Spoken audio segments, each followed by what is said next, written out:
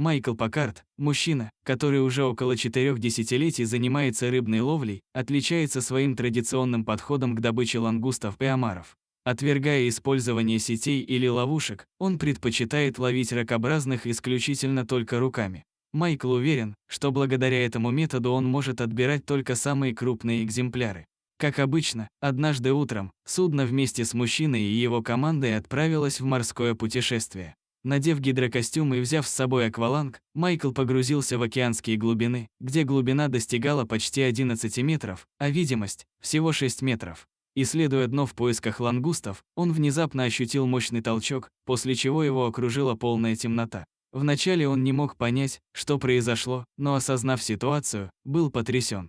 Он оказался во рту огромного морского существа и, что хуже всего, в результате столкновения он потерял дыхательную трубку. В абсолютной темноте ему удалось нащупать шланг, и Майкл смог дышать. Мужчина был полностью зажат и мог двигать только руками. Пощупав поверхность вокруг, он с облегчением понял, что это не акула, зубов не было. Так Майкл понял, что его заглотил огромный кит, он начал надеяться на спасение, поняв, где он находится.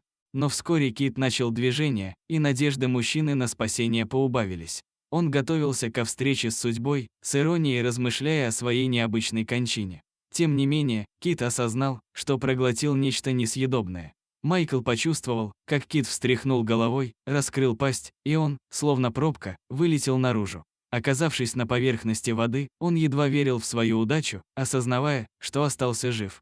Спустя несколько минут к месту происшествия прибыло судно с командой, которая помогла Майклу подняться на борт. Его товарищи по работе радостно хлопали его по спине, удивляясь его возвращению, ведь уже почти потеряли надежду увидеть его снова. Ситуация была очень опасной не из-за того, что кит способен проглотить человека, ведь у этих морских гигантов слишком узкая гортань для этого. Опасность заключалась в возможности того, что кит выпустит дайвера на слишком большой глубине, что могло бы привести к его гибели.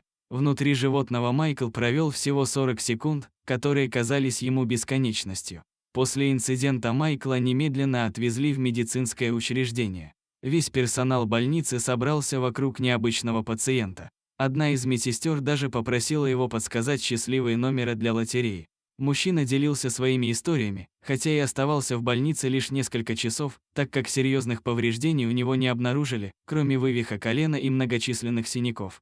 Тем не менее, Майкл не намерен отказываться от своей профессии, несмотря на возражения своей жены. Ведь Майклу действительно часто везет или не везет, в зависимости от взгляда на ситуацию. В 2001 году он выжил после авиакатастрофы в джунглях Коста-Рики, где его нашли в последний момент. В 2000 году на него напала белая акула, и он потерял сознание под водой. Несколько раз Майкл заблудился в океане, отправившись на рыбалку на своей маленькой лодке, но его каждый раз спасали. В отличие от этого случая, когда кит стал причиной испуга для местных жителей Индонезии.